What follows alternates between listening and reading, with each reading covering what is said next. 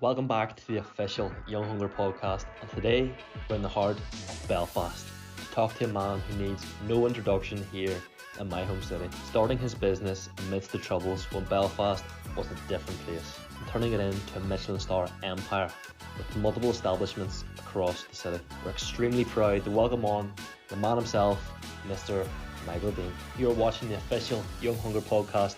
My name is Michael Burgess, and enjoy the episode. Michael, welcome to the podcast. Thank you very much. This is the first time we've ever had a chef on. We've done personal trainers, Okay. we've done all sorts, sportsmen, women, but we've never done a chef before. Chef's probably quite boring life, probably, that's for sure. It's interesting because Yeah. what I find is you all have a similar, no matter what industry you're in, have a similar mindset. Absolutely. So I want to sort of dig into that and sort of see, I guess, the mindset of Michael Deane. Yeah. So we're shooting in the meat locker here. This is Well, this is actually a restaurant called We Love Fish, which Love Fish is now closed. Yeah. But this was an extension to it, which is going to be under refurbishment in a couple of weeks. So this is where we've got the light on the Saturday morning. So yeah, we've a bit of building working on at the moment. The rebuild yet again after all these years. Yeah. Difficult. What about there's a new so you've got the meat locker, you've got Deane's of Queens, Yeah. and there's a new one opening. The as new well. one's going to be called Mr. Deane's. Mr. That's Deane's. what people refer to me as. It's broken into three bits.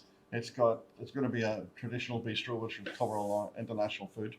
It's going to have a really nice long bar at the end of it, and then we're going to have a bit called the social, Yeah. which is going to be either for private dining, an extension of Mr. Deane's, or we're going to do a lot of tunes, serve a lot of cheese, have a little bit of hub for entertainment the weekend. Yeah. So when we had Deane's Deli, we had a little place beside it called Deane's Deli Vin Cafe, and we used to bring artists in every Friday, Saturday night, and it was like a whole lockdown, a whole hub where people had nice drink, nice food, nice tunes, and people need that, so I'm bringing that back. Yeah, bring that back to Belfast. Absolutely, yeah. So you're a chef. Yeah. Where did your journey actually begin? Or It's a sort of sad story. I mean, I always remember talking to Paul Rankin, and Paul Rankin used to say he was taught to cook by his mother and blah, blah, blah. I wasn't one of those people who was taught to cook by my mother. I wanted out of school, and I hated school. I hated the discipline of school. And I said, what's the easiest? He said, cut hair, or will I cook? And cooking seemed like the easy option. Yeah. I think I got the wrong end of the straw there. My friend Paul Stafford, who's a wonderful hairdresser, he got the right one. So yeah, I started to cook, and the troubles were quite high then. And my father was on electronic, and actually the restaurant's one is tribute to my father who died at 96 2 years ago, and he was a big time electrical engineer in Belfast. The troubles were quite bad, and we moved down the coast towards Donaghadee, Grimsport way, and I got a nice little job in the Imperial Hotel in Donaghadee, and I thought this was wonderful. And I was going to change the world. And when an order for fish and chips came on, I opened the box and took one of those breaded fillets out, and I put it in the deep fat fryer with roast. And I thought this was fish and chips. I had no way. bring that back to Belfast. Absolutely, yeah. So you're a chef. Yeah. Where did your journey actually begin? Or It's a sort of sad story. I mean, I always remember talking to Paul Rankin, and Paul Rankin used to say he was taught to cook by his mother and blah, blah, blah. I wasn't one of those people who was taught to cook by my mother. I wanted out of school, and I hated school. I hated the discipline of school. And I said, what's the easiest? He said, cut hair, or will I cook? And cooking seemed like the easy option. Yeah. I think I got the wrong end of the straw there. My friend Paul Stafford, who's a wonderful hairdresser, he got the right one. So yeah, I started to cook, and the troubles were quite big big. step. I spent my first week in Cardboard City, in Waterloo, sleeping on the roof. Very hard for a young Irishman, Ulsterman, whatever you want to call me, to get moving in London. Long black hair, Northern Ireland accent. You were obviously associated with paramilitaries, no matter that's what you're associated with. So I started to wash pots and claridges and bits and pieces. You had a pool where you lined up in the morning. You got a ticket. You went there. Got it rough for a few weeks, but I just wanted to make it. I said I'd take any amount of shit to get on the ladder how to cook properly. Yeah. I'd applied to the Dorchester a few times, but at that time in the Dorchester was a 4-year waiting list to get in with this guy Musman who brought all the culinary genius from Switzerland, because people thought the British in general couldn't cook, never mind the Irish. So I was home for a weekend and I was in Dublin and I was at a lecture that Musselman was doing in the Shelbourne Hotel. And nobody could near him. He was a superstar, he still is. But when he made an exit to the toilet, I went after him and standing in the pea pot beside me, he says, "Man, look, I need a job. I need to go and work in Dorchester. Dorchester's the best hotel in the world as far as I can see. And is there any chance that I could maybe be given a start as I'll do anything, absolutely anything?" And I got a letter on the Monday morning. I got a job as I think a forthcoming or something, and that was me. Yeah. Elected in the Dorchester Hotel. So that was some of the best training ground in the world. Brigade of 150 chefs, black, white, Chinese, Jewish, Arabs, Palestinian, all in the one kitchen. Yeah. Very, very hard for people to manage that sort of international brigade. Open 24/7. Yeah. And I spent a couple of years in there. You were saying there about sleeping rough and you would do anything to get to where you were, essentially. Yeah. I feel like a lot of people probably now even would just say after even a couple of days, this isn't for me. Like, I feel like that's interesting, like that resilience. You got to be hardcore, I mean, even in the kitchen, you had to be hardcore, especially being Irish in the kitchen, where political issues had maybe happened on the outside that day. There had been problems in Northern Ireland, or a soldier had been shot in Belfast or whatever, and you had to take a lot of flack about that in London, and I just had to be prepared to take it, and we took it. And I could take any amount of grief in those days because I just wanted to be the best I could. But I was always going to go back to Belfast. Always. When did you move back? It was 90... Well, no, I dodged the bullets, as I say, a few times, and I come back, I think, about 89 to open a place called Belfast Castle, and to try to change the world. Unfortunately, it was difficult because we were doing sort of 6 weddings on a Saturday and having to climb over the gates at 5:30 in the morning to get that started. We opened the top floor restaurant, and the kitchen was actually in a lift shaft because they wouldn't build the proper kitchen on the floor and on that floor, and the whole restaurant was like Hong Kong. Rather beautiful. And if you go up there now, it's a bit of a waste of space because the restaurant's back down in the cellar or whatever, and that, I don't know what's happened to that beautiful room. But that's what brought me back to Belfast, and my only problem was when I got back, there's a certain gentleman, as I mentioned earlier on, called Rankin, who bought the Arabian Nights in Shaftesbury Square in the middle of all the bombing, and Rankin changed the game. Yeah. Rankin definitely opened the game up, and Roscoff opened, and it was a superb restaurant. And I said, well, I'll get my finger out, and we, myself and my cousin, who was a doctor on the Canberra at the time, doctor on the Love Boat, we required Helens Bay Railway Station, and we turned it into Deane's in the Square. Yeah. And we turned the whole food and beverage upside down, and that was my real start. Yeah. I was nearly 29, 30. Well, that's young for a... Yeah, well, it is, but it's old as well, Yeah. It's old enough to be doing 15, 16, 18 hours a day. Yeah. And sometimes my hours were 20 hours a day. So yeah, but then I took it from there. What was it like, I guess, opening a business up in the midst of the Troubles, I guess? What was it? Well, outside in Helens Bay, it wasn't too bad. It's when we came into Belfast, people said, "Are you nuts?" Yeah. To come in and take on this restaurant here, and we opened it up as Deane's Brasserie and Restaurant Michael Deane upstairs. People said we were mad. Yeah, the Troubles were the Troubles, and in restaurants like Restaurant 44, which we took over eventually, and the windows were in nearly every other Friday, and the glazers were out, and boom. So yeah, the Troubles were bad. But business was okay because you had CNN, you had Sky TV, you had every journalist in the world, as my wife will tell you, in Belfast then. So we were busy with the politics. We were having to look after people who were earning a good few pound. Yeah. And when you go in around the restaurants on Friday, Saturday night, everywhere was busy, even during the Troubles. Well, what made you come back and start up a business? Why not just go work for somebody? I did work. I mean, even if I had to go and work for somebody tomorrow, it wouldn't annoy me. Yeah.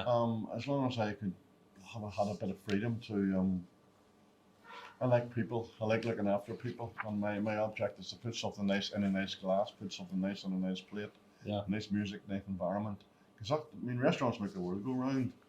I mean, there's been various things talked about in these restaurants. Apparently, the peace agreement was sorted out in here, and really? Yeah. Some journalists have it in their books that the deal was done then, and jeez. We get a lot of grief as well. I mean, we had that guy, is it Gerald Butler, in a few weeks ago? Yeah. Wonderful character. Yeah. Absolutely brilliant. Asked for a photograph and he said no. And then the way out he came up, he says, "I'll take a photograph." Took a photograph. see the amount of grief we got about that because he gave money to the Jewish state. I have no idea, but I don't care. Yeah, You yeah. know, and I mean that in a good way, but because I look after people from all walks of life, Protestant, Catholic, Jews, Palestinian. No matter Come what to they're- restaurants, Yeah, yeah. you know. Yeah. And if there's somebody who murdered somebody sitting in there, we're not going to throw them out.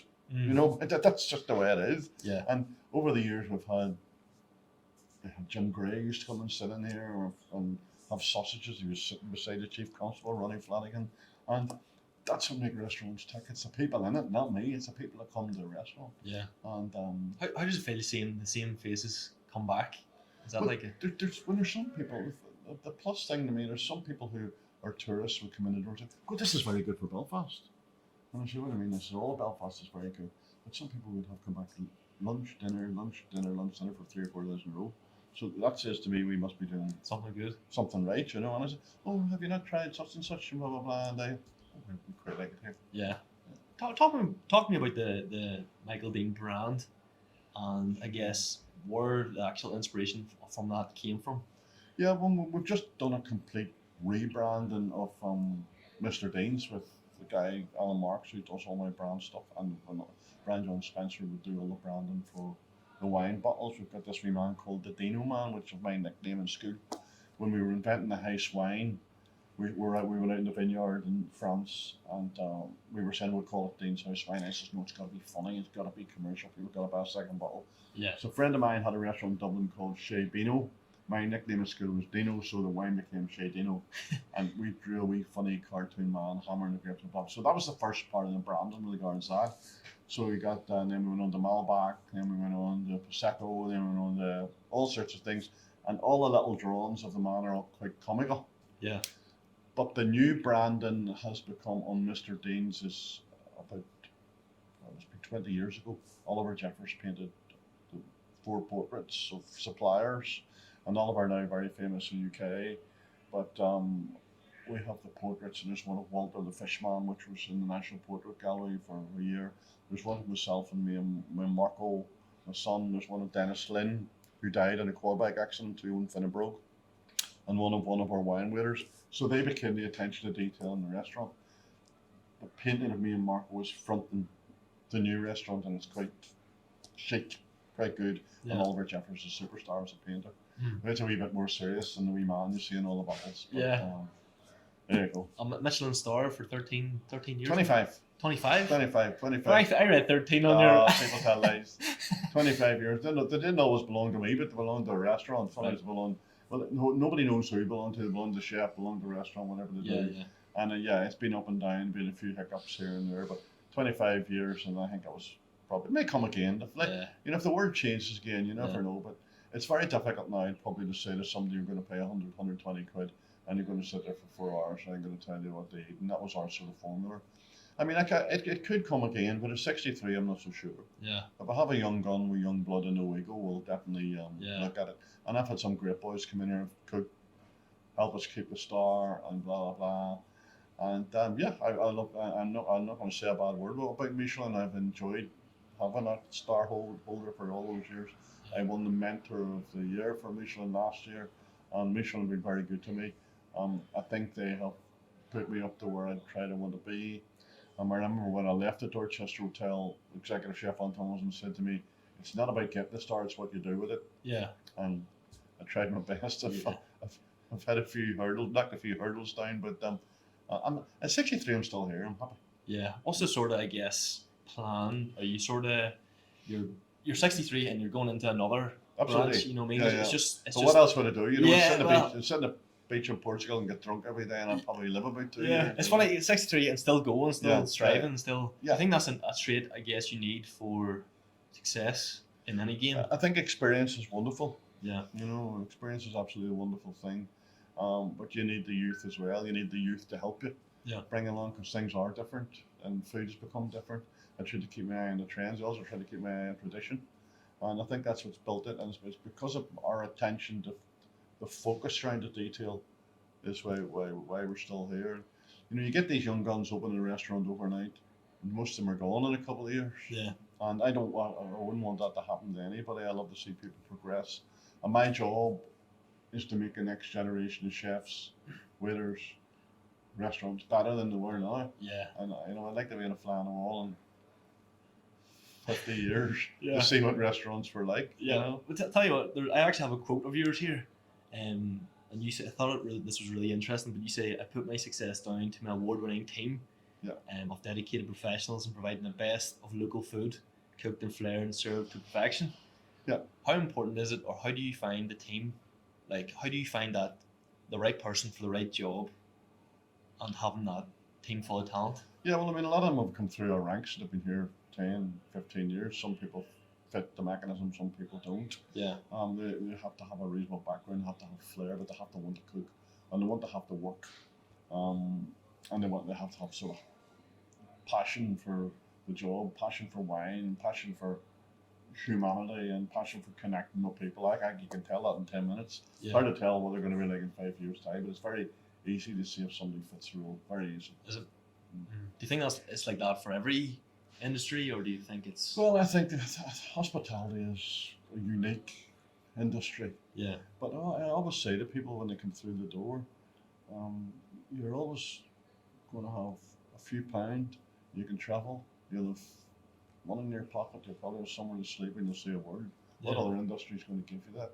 You know, and when I left, since work from home, there's people out in Bali earning $100,000 a year on the internet. So I don't know too much about that, but yeah, you can be well traveled. It's a great game. Yeah. And the people you meet, you go and work at a cocktail bar in Barcelona or Australia, and a lot of people I know who have been through Deane's are in Australia or in America, and my name will come up in conversations all over the world, and I'll get these messages, oh, I met such and such and whatever, and that makes me proud, you know. How's that feel? You sort of I mean that's the worst to work on a mothership, you know, and that's I feel very proud, and you know, if you look at the people who've been through these doors and left happy, and not everybody lives happy, but most of them do, and they have to form their own way. You were saying there about people leaving happy and maybe not happy. How do you handle criticism, I guess, as well, you know, a lot of people want to be Deanes. A lot of people be Michael Deane, and they'll maybe steal 2 staff, or they'll do this, or they'll copy the menus and whatever.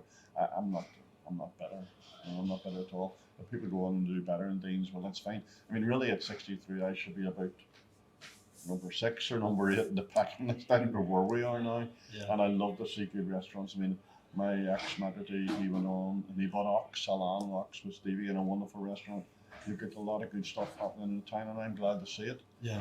It's just time for me to push on and do something else.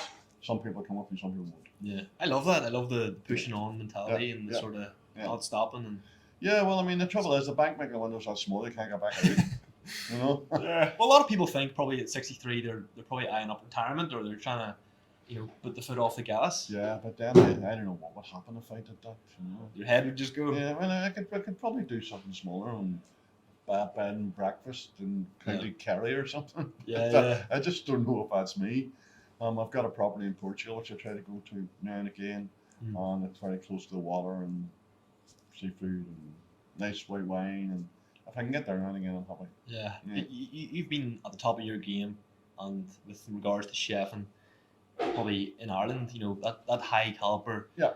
Is there any daily habits you have that sort of make that? Is there any daily rituals or habits that make you a success? I breathe the industry, breathe the game. I don't really do an awful lot else. I try to do a bit of fitness.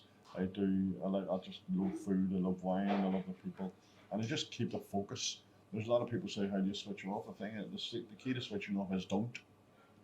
I just don't switch off. Yeah. I've got a lot of brilliant lieutenants. My family are very supportive. My wife's kids very, very supportive. My managers are very supportive, and they think the same way as I do, and that's what makes things work. All of a sudden, there's a wheel falls off, and we have to move quickly to get it back on. Yeah.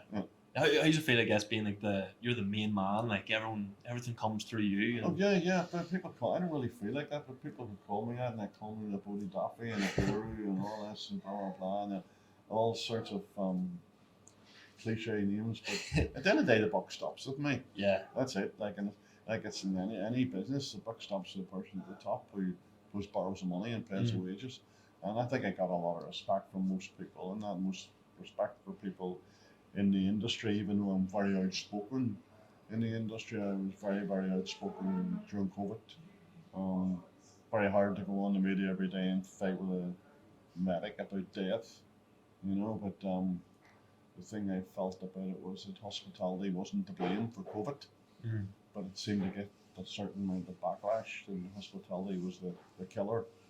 But Marks and Spencers were still open, the off licenses were still open, the big supermarkets were still open. I felt very bad walking up and down the road and kicking Coke tins. I felt like a criminal during it. But yeah, and I got on this stated our case. There was nothing to prove that COVID spread in the restaurant. We first time they closed this, we went in spending thousands of pounds in sanitizing machines, thousands of pounds in changing boilers, everything, uniforms, master staff up for nearly 2 years, which was probably totally unnecessary. But we did what we were told. I'll do what I'm told, and from government legislation, I think Northern Ireland could have handled COVID a lot better. Mm. I think we locked down too easy. I think if we're going to lock down, we should lock the whole country down. Yeah. And there's still thousands of people going to Cheltenham, thousands of people going here, there, and everywhere, and it became difficult. But too loud for you in there that night. No, it should be grand, isn't it? Should be okay. It's all grand. Talk to me a little bit about the COVID sort of situation you were saying there up until. To me, it was still like a bad dream. All of a sudden, it was a Mother's Day a few years ago, and someone said, we're going to have to close. I said, what for? Well, we were going to have to close because COVID's spreading, and you've got to close. But Boris Johnson says you have to close at 4 o'clock. And the whole town just, how somebody listened to Boris Johnson like that, I had no idea. Yeah. And I think when people look back, it was madness. So we were closed down, and we went home, and we were worried about the staff, where the staff were going to go. We have staff from foreign parts here, there, and everywhere. And we just went in and we locked down and hoped for the best. It was going to be for 3 weeks, and it ended up sort of 6 months, and then they let us back in and let us go again. Yeah. We failed our claim on business insurance, and the insurance companies said that we had to prove that COVID manifested on the premises, but there was no testing. Yeah. Even though we had people in the building had COVID, we couldn't prove it. Mm. So we had, I think, about £2 million of cover, and we didn't get a penny. Jeez. We spent about 20 grand trying to fight it, and then I just gave up. We got a few grants from government here and there to keep us afloat. The staff were paid by me and by furlough. We didn't pay anybody off. Trouble with furlough is it put money in people's pockets for not having to do anything. Yeah. And when the industry then changed overnight because the work mentality had finished. Lucky enough, my hardcore people were still there. Yeah. On the back of that, we still lost a lot of people from European Union during the leaving the European Union. We lost a lot of good people. We're no longer allowed to employ people from France, Italy, Germany. And they used to be the core of hospitality. Government would say, well, your own people are going to have to do it. That's not the way hospitality works. Yeah. We have a couple of French waiters still here, Italians, whatever. And they're still here because they were here before. A lot of people from Lithuania, Poland, but we can't bring them in anymore. We've got to have local staff. Mm. We've got a city now full of refugees living in hotels, which is kill tourism basically. Mm-hmm. 7 hotels in Belfast, and it's full of people from Albania and other countries, and I feel very sorry for these people, but the tourism is on. There's not very much tourism in Belfast at all at the moment. Yeah. So that's put another knife in the back of hospitality to try to keep up. There's somebody doing good work in the background somewhere, because we've got a lot of corporate business, a lot of Japanese here, a lot of people traveling through businesses.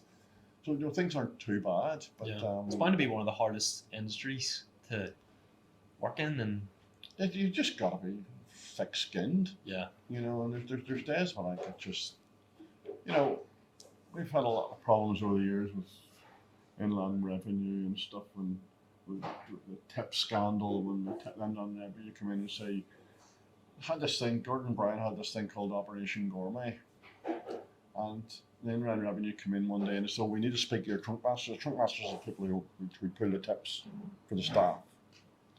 Then they divided them amongst the staff. So revenue came in one day, so we need to speak to your trunk masters. Took them away. Revenue came back and said, so they're not trunk masters. You have the money. I said, what money do I have? He says, well, you have the tip money. I said, don't have a tip money. I said, we believe that you do. It took me for 4 days and tortured the life out of me. I said, we believe that you've taken the tips. I says, well, that's the law. So now the law has changed where we take the tip money, pay the tax and give it back to them. But the revenue fine is something like 100 grand overnight, and I haven't touched a slap tip in my life, believe it. Jesus. So they just, there you go, there's 100 grand. Yeah. It's all those sort of battles you're fighting on the ground, as well as trying to keep the supply chain, keep the payroll going, keep the health of the staff right, keep the kitchens clean, keep them tidy, keep the mechanism going, keep the equipment up to date, and keep the investment up to date. And yeah, it's not for the faint. It's actually interesting because I'm not used to the industry at all, and outside looking in, I wouldn't know the half of it. You know, if I've been in here as a customer, been in Deane's Queens before. Yeah. And you just come in, you don't even think really of what goes on in the background. We can't. No. We can't. You know, a restaurant has to be a nice place for people to go, to enjoy themselves, to whatever. Maybe they go out for a marriage proposal, a divorce, a birthday, you bring a granny, you bring a... We have to see as if we're... And none of our waiters may be in the kitchen fighting and then have to come out and Yeah. smile. And we try to keep the lid on everything all the time. We try to teach people to be nice to each other. Yeah. And that's not always easy. Yeah. How do you cope with the pressure, I guess? How do you cope with it? Do you feel it, or do you... I've got used to it. I've got used to it. Some days I could just throw the keys over the wall and just get a flight somewhere. But no, I deal with it. I quite like the stress of it, the pressure of it, and how to manage the way out of it. Yeah. And because not many people, I would say, could probably deal with that weight. absolutely not. There's a lot of people who I've seen over the years. Not many chefs you see at 63 even still kicking around. Yeah. The alcohols that are taking them are heart attack or whatever, and there's not that many around. So Yeah. it's important to try to keep a clear look at it. That we're not brain surgeons, you know. Yeah. We're cooks Yeah. and chefs, and we operate restaurants. We serve breakfast, lunch, dinner. Mm. That's what we are. We're not. You know, we're not Roy Spencers doing cancer operations every day. Yeah. No, I get you. What about this is a question we ask on every podcast, but what is success to you? What's what? What is success? Getting up every morning, looking out the window, getting in the car, driving down the Mullen Road. Some days are good, some days are bad, but that is success. Yeah. There's a lot of people around up in the Royal Hospital haven't got any of that type of success. Yeah. So you know, I count my blessings. Count my blessings is success. Yeah. And that the chef in the skies give me another day. Yeah. You know, and yeah, some days are better than others. But yeah, that's success for me. Is there a key factor for it? Is there a key factor to your success? Is there Discipline, organization. I'm quite tidy in everything I do, from my car to my room to all that. When I come into the kitchen, you know, when I was trained in the Dorchester Hotel, all the containers in the fridge had to be here. Had to be set there. When you put your hand in to pick something up, it had to be in the exact place. Well, so it's about discipline and organisation. Yeah. And I think if you can do that, you can keep your head clear. Yeah. And it's like tidy work, tidy mind, nearly, isn't it? yeah. I mean, and I'm not that good at maths or anything, you know, that I can count it up.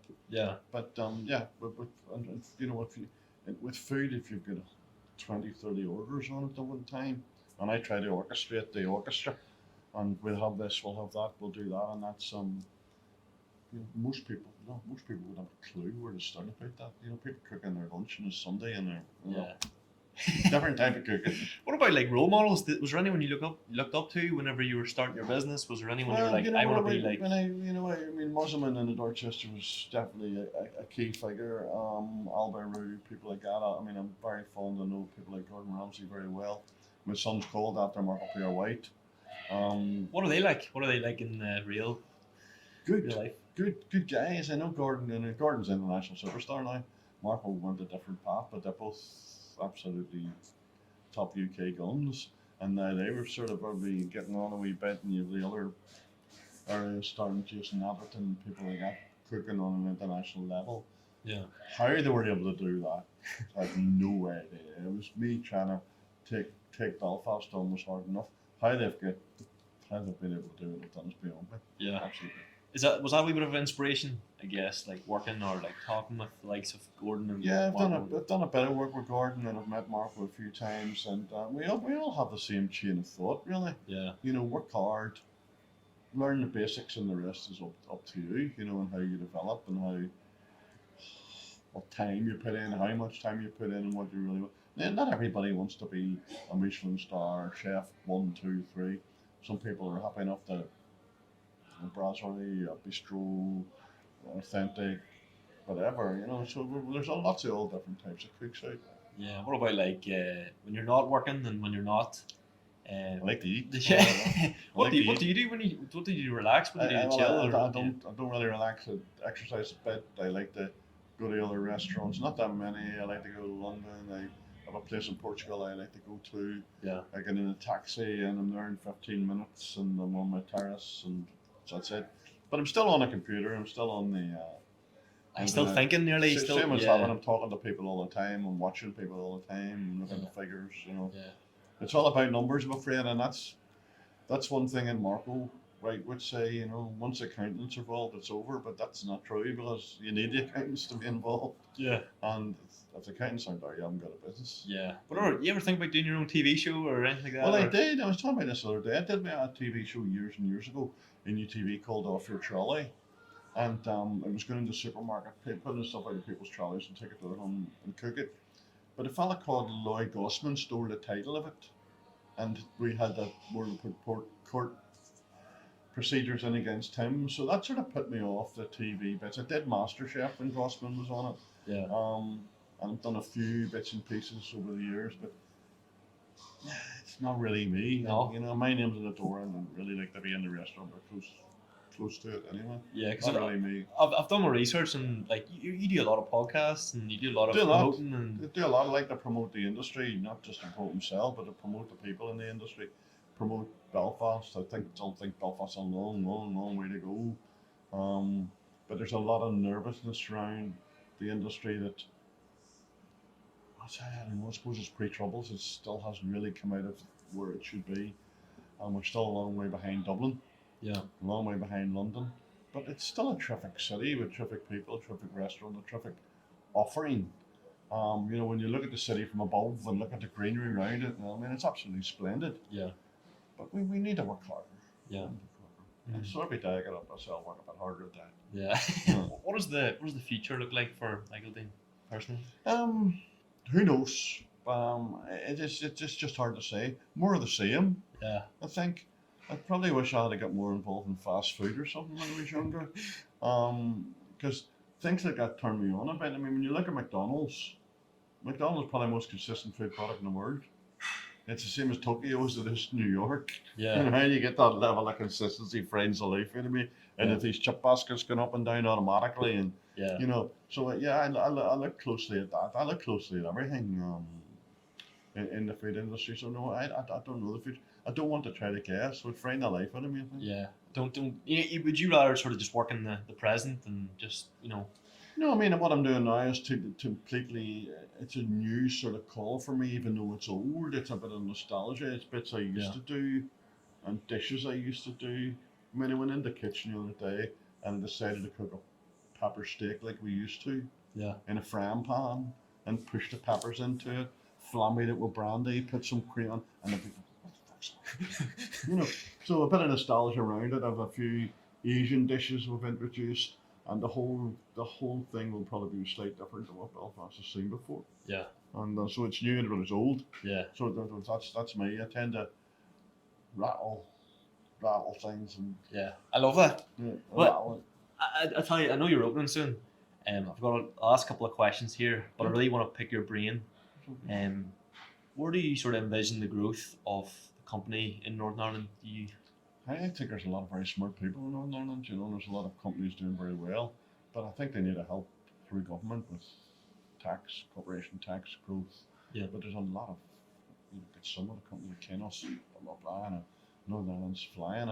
I think that I don't know an awful lot about it, but I think, you know, all this border poll stuff and all. I think we should have took the opportunity in the political side. We have both idea of the European Union remaining there and being part of the UK. I don't think we grasped that enough. I think if I had it, we'd be probably playing the same VAT as Italy and France, which is 7, 8, 9% instead of 20. I don't think there's enough people beating the drum there. Yeah. But yeah, I mean, the business people that come in here are very switched on. They bring a lot of different clients here, and thank God for them. Yeah. Because the local business is maybe a bit slower than it used to be. People are worried about their mortgages. People are worried they can't get a taxi. People are worried about lots of things. So yeah, we need to corporate business to stay strong. Yeah.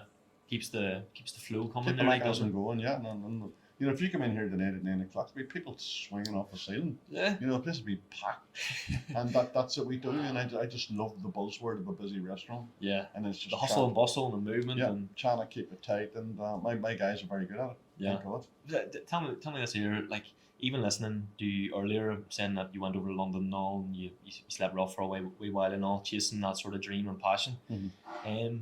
How, I guess, would someone find their passion if they don't actually know what it is? How would someone? It's a difficult one. I think people know in their heads what they want to do. You know, whether it's numbers can take you down different angles. If it's food, can take you down different angles. I think it's very difficult for people to develop passion now, especially when they're only really allowed to work a 40-hour week. You know, and I've had this conversation with government and revenue and stuff. Where do we develop the entrepreneurship in that? Yeah. You know, and on my weekends off, I went to work somewhere else. You're not allowed to do it anymore. We're not allowed to pay people in for work experience free, where we used to have maybe 6 or 7 in the building having work experience. So we have to pay people for every hour they work, which that can become quite difficult. If you've got somebody in for work experience who knows nothing, Yeah. you start to pay them a rate.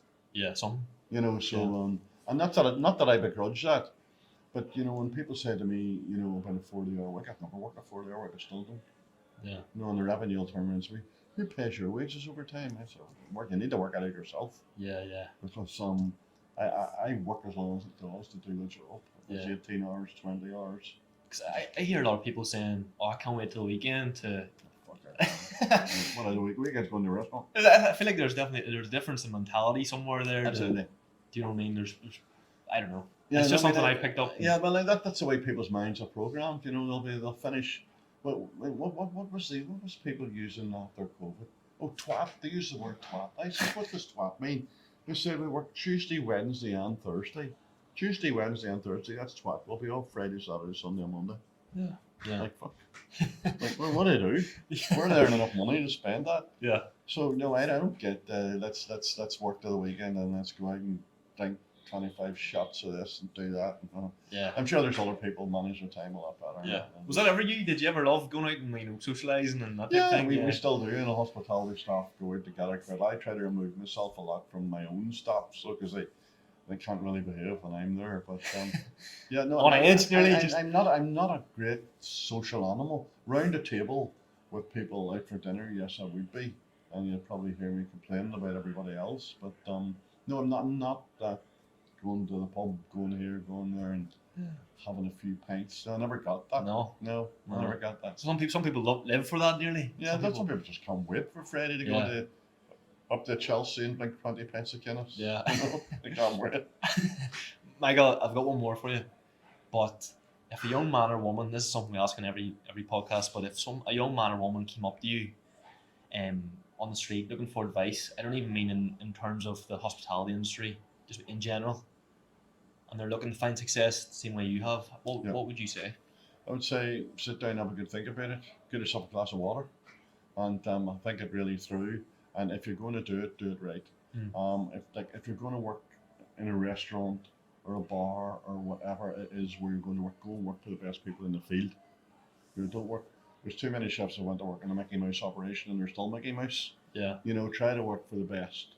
You know, if I was a young boy coming in now, you say go to work in Deane's, go to work in Ox, go to work in a stuff, go and work in that. Or if you want to work in a good hotel, go and work in a merchant. Yeah. There's a lot of crap out there. Don't go to them. You're wasting your time. Yeah. Work in good establishments, work for good people and people who care about you, who will manage your career. And that's what I tend to do. Michael, thank you so much. Thank you. It's been a pleasure. It's been an honour to be honest. Yeah, I can't wait to actually get trying next door whenever it's open. When is it open again? Sorry. 31st. 31st, and we'll have music on that night. We'll have a bar going. We'll just hope all the wheels stay on. Yeah, it's booked up. Is it the first week or so? Is it? can anyone just come anytime, or do you have to? Well, you need to book now. Like it's ram full. Is it? Yeah, but Yeah. you may. She'll always leave room for a few chances here and there. People come to the door, and that's nice. You know, Yeah. people sit in the bar waiting for a table, whatever. A lot of people get pissed off for that. A lot of people love it. But we're good at handling pissed off people. Brilliant stuff, Michael. Thank you so much. No problem. That has been all from Michael on the official Young Hungry podcast. I hope you guys have enjoyed, and I'll catch you on